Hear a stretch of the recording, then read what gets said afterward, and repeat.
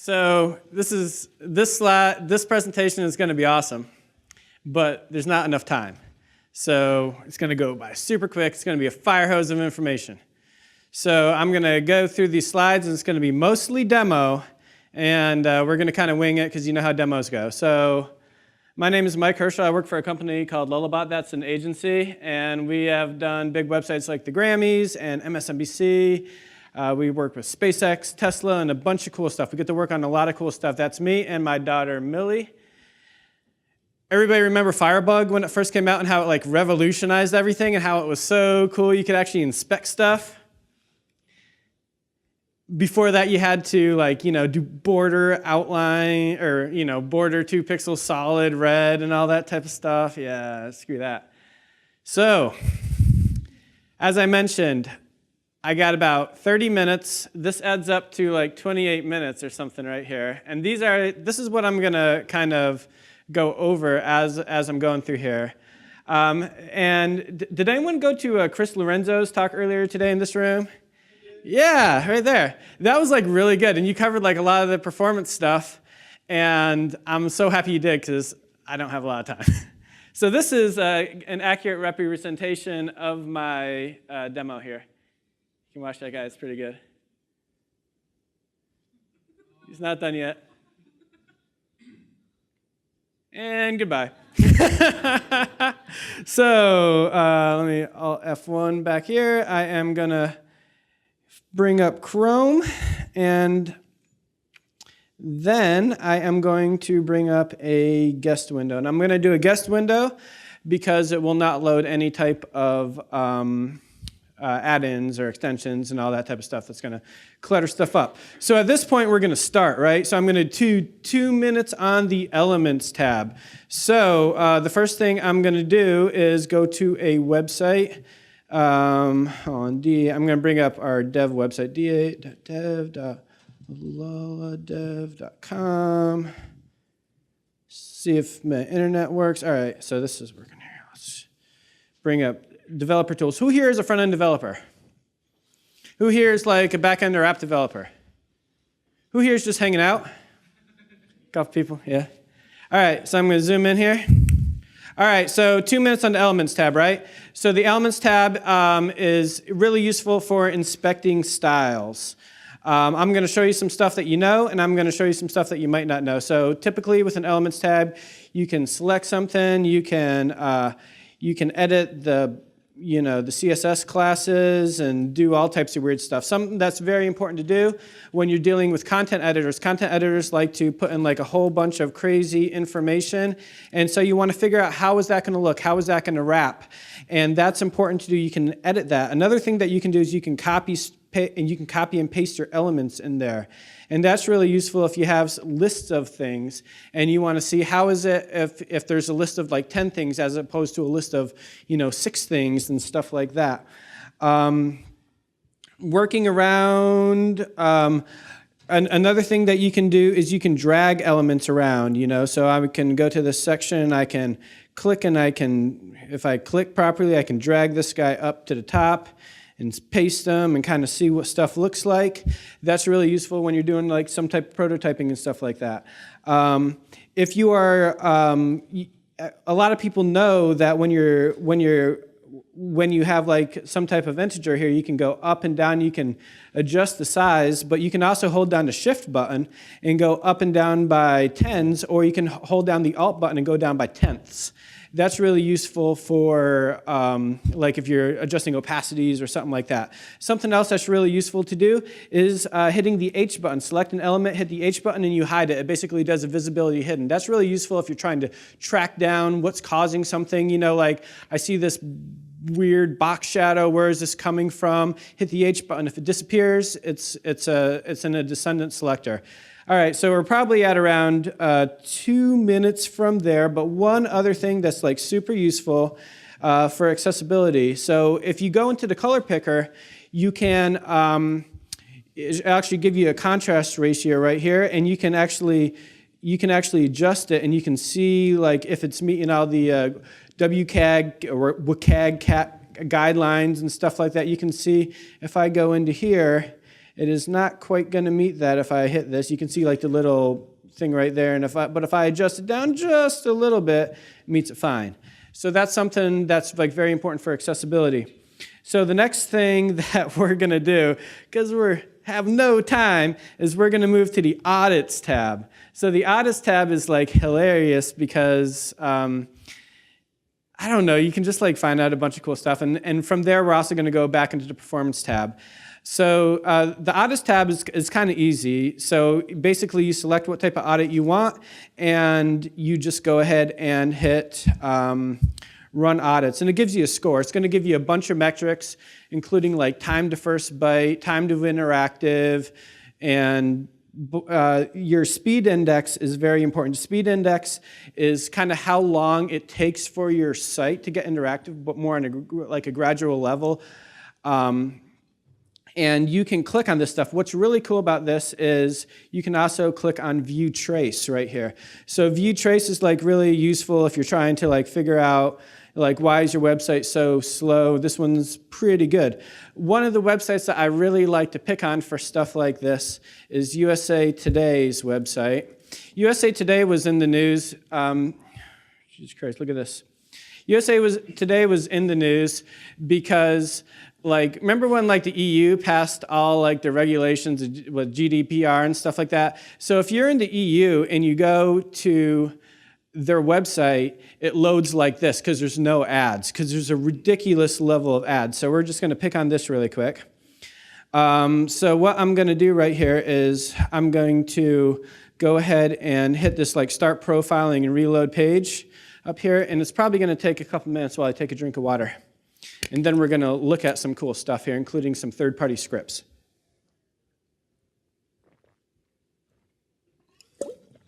All right. Still going. It's eating up my valuable time. So like something, if you watched Chris's presentation earlier, like one of the slides he was saying is like you lose like 27% of your revenue for every like pay second it takes to load. And so what I'm going to show you right here is I'm going to show you all these third-party scripts. And these third-party scripts are slowing the shit down of this website. And you got to think, are these third-party scripts generating the revenue that they're taking away? You know, and this is the type of stuff like, so I've worked on a lot of websites. Like one of the websites that I worked on was the Sci-Fi Network's website, and they load a lot of scripts. And like, look at this, it's pretty ridiculous. So one of the things that so this right here, what we're looking at is we're looking at the JavaScript main thread right here. And it looks like it takes about 30 seconds to actually get interactive. You can see my CPU is going, all the yellow stuff is the scripts, and all of the purple stuff is the layout, like rendering the actual web page. What you can do right here that's really, really useful is go to the bottom up tab at the bottom right there. And so by default, it'll kind of show you like what's taken up the most time. And that's really useful, but where it gets like crazy useful is you can group by subdomain.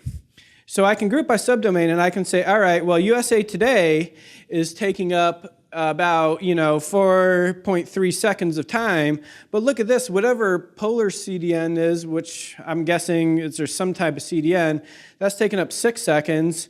Moat is taking up 3 seconds, and then there's a bunch of other stuff in here that's just eating up all this time. That's super useful that you can take to your people who are just trying to shove all these scripts in here, and you can say, hold up there, this is actually really slowing our website down. Another thing you can do is you can group by product. Google will actually tell you, it's smart enough to identify like DoubleClick, Double Verify, Ad Tech, Crux Digital, all the Tabula, all this stuff is taking like a half a second or something like that. So that's kind of useful. You can zoom in. You can see these like little red ticks up here. Those are that's where it's not meeting its minimum frames per second. It's not getting like above 30 frames per second and stuff like that. That means your website's crawling. It's not interactive. It's going slow. It's a bad user experience. If I had time to connect to a VPN in like Europe and load this, it loads in like 2 seconds. It's amazing. So let's move on to the next tab. So that was 6 minutes right there. The next tab I think we're going to look at is the network tab. So this is awesome because we can still look at a lot of things. So we have 1,300 requests? Like, Jesus Christ, what are you doing here? Like, we're looking at around 8 megabytes. Holy Jesus, this is crazy. So let's kind of maybe just figure out what's going on right here. So the first thing you can do up here is you can filter. So you can type in domain www.USA Today, and you can see like, all right, only 8 of these requests came in from USA Today, so that means they're probably loading something off that CDN. You can see how this was kind of auto-completing down here. You can see Facebook, Facebook has 5 requests. Again, that CDN has 138 requests. Google's up there, of course. All this type of all these type of things. So that's pretty useful to do. Of course, you can filter up here by what type of request it is.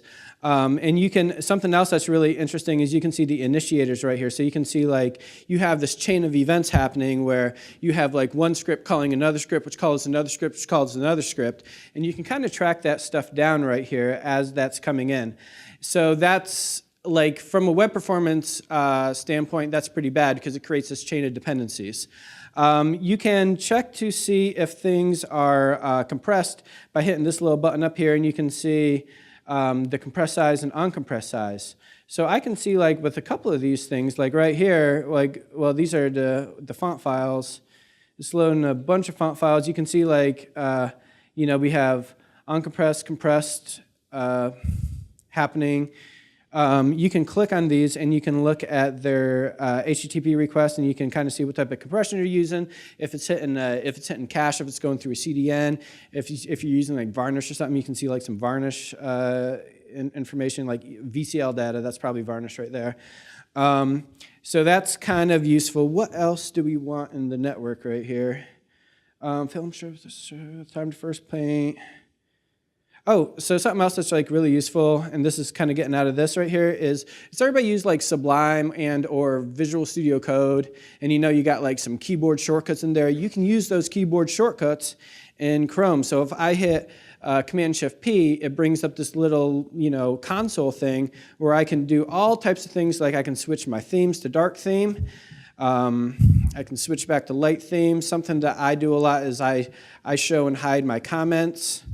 You can also like disable JavaScript if you want. You can do like tons of cool stuff. Almost anything that you can click on, you can do that. So let's move over to the Sources tab. Sources tab should take about 7 minutes. Who here uses like proper JavaScript debugging as opposed to console logs? So proper JavaScript debugging, raise your hand. Console logs, raise your hand. All right. I am so happy because I'm going to show everybody how to do like some proper JavaScript debugging, because it's like freaking awesome and it will change your life. So hold on, let me do one thing really quick. I'm going to plug in some audio over here because I even have more audio. I did this website right here with my daughter. It's silly. Man, I can't even see this. It's so small. Still can't see it. Sounds.herschel.com. And it initially started off of like a JavaScript tutorial, and I refactored it. And so I got my daughter. Daddy is stinky butt. Like, she loves that one. She always does that to me and stuff like that.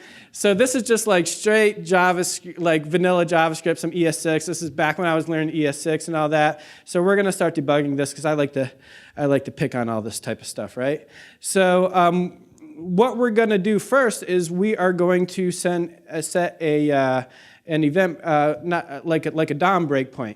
So you can see when I hit the A button here, you can see that like there's a little bit of purple happening. Let me set the focus back up here. There's a little bit of purple happening right here, so I can see it's add and removing in class. So the first thing I'm going to do is I'm going to set a breakpoint. So I'm going to go break on attribute modifications. I'm modifying the class. I'm modifying an attribute in the class. I'm going to set a JavaScript breakpoint on that. This is really useful. You ever like go to a website, you're like, how the hell did they do that when this happened? And you see they're adding a class. Well, what type of JavaScript does this? Well, you hit the button and it will take you directly to your JavaScript debugger, which is pretty neat. So going through this debugger, this is really, really useful because, so there's a couple cool buttons in here. You can step through as you're going, and as you're stepping through, you can see the scope. You can see like, all right, well, what is this set to? How many times are you going through and you're like, what the hell is this? You know, well, it will tell you right here. It will show you your any type of closure variables, and it will obviously show like your variables up your call stack. That's super useful. You hit the escape button and open up the console right here, and you can start doing stuff and testing it out, how it works directly at this point in time. So I can see, all right, well, what is, I don't know. I don't even know what's a variable here. I got closure drum element. So I should be able to type drum element or something. I don't know why it's not auto-completing. Just imagine it like showed up there. I'm not sure what I'm doing wrong. But like, so you can kind of evaluate your if statements, everything directly in your console. It's pretty cool. You can set your watch. You can set your watch variables right here. So let's see, I'm going to set a watch variable. I'm just going to look for E, which is an event. And what I'm going to do is I'm going to remove my breakpoint. I'm going to right-click on this, go to Remove Breakpoint. I'm going to hit play. And I'm going to go through right here. I'm going to set a breakpoint right here. I don't know why I can't do this. It's a live demo. Stuff always messes up. All right, so I'm going to hit it like a button. And no, I clicked in there. I need to click up here. Oh, yeah, there you go. So I have a button, and I can see up here, well, all right, I can watch that. It shows E as it is at any given point. As I start stepping through, you're going to see it's going to go to not available or something like that. What else is like really important to show you here? You can hit Command P and go to different files. So this is like called app. So I would just like app.js or something like that. So if you're switching between files, you can browse through on the left, or you can hit Command P and type in the name of the files. That's super useful for quickly switching stuff.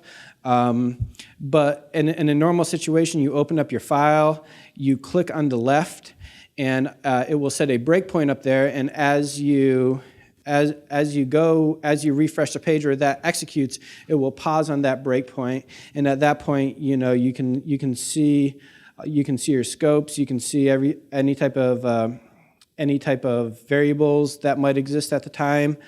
And you can also start executing stuff within that point in your JavaScript, which is like really, really useful. Yeah. So how am I doing on time here? I think I got a little bit more time, right? So what else? Something else that I do a lot is if I'm in a JavaScript file, let's go to a local copy of, I don't even know what the website is. Let me just do it in regular Chrome here because I have it auto-completed. Yeah, lullaby8.local. Let me go back. Control-C.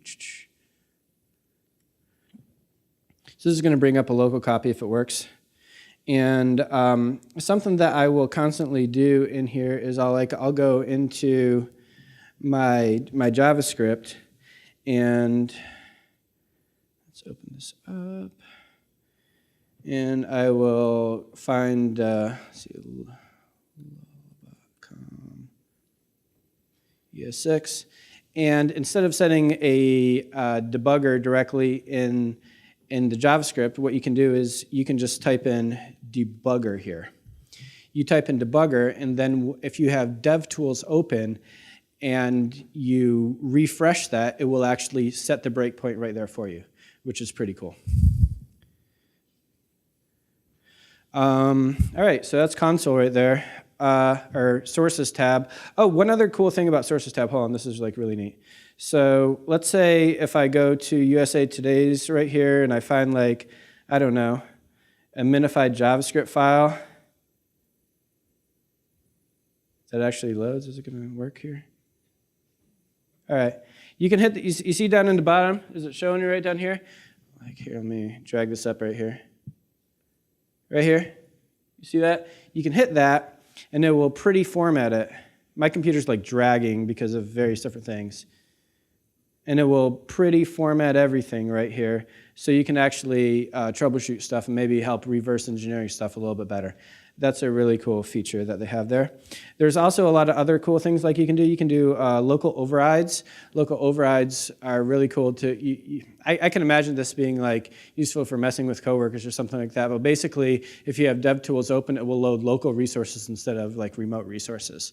And it doesn't like really quite tell you, so it could be kind of weird and frustrating if you're trying to troubleshoot that. Yeah. So something else that we can look at is mobile emulation right here. So let's get back to like, I don't know, what was it? D8-dev, man, I wish I would just keep all this. And open up the inspector. I'm gonna move it to the left right here. And so you have like this little toggle device toolbar right up here, and you can set it to emulate various different mobile devices. It's important to realize when you're emulating this mobile devices, it emulates like pixel density and screen size and stuff like that. It does not emulate the like the capabilities of the browser, whether you are you know, running Chrome or running Internet Explorer or running mobile Safari or something like that.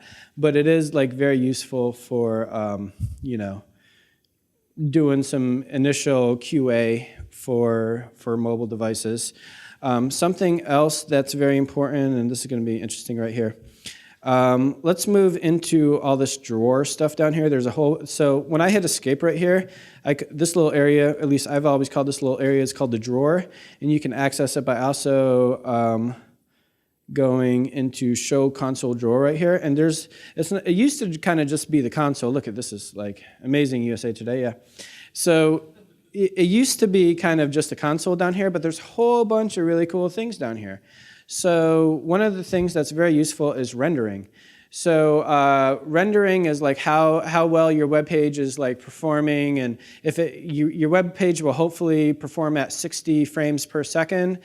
If it starts going below like 30 frames per second, you can start seeing some jankiness. Has anyone ever gone to like a really like crappy parallax site and it's going as you're scrolling down and you're like, Jesus, why?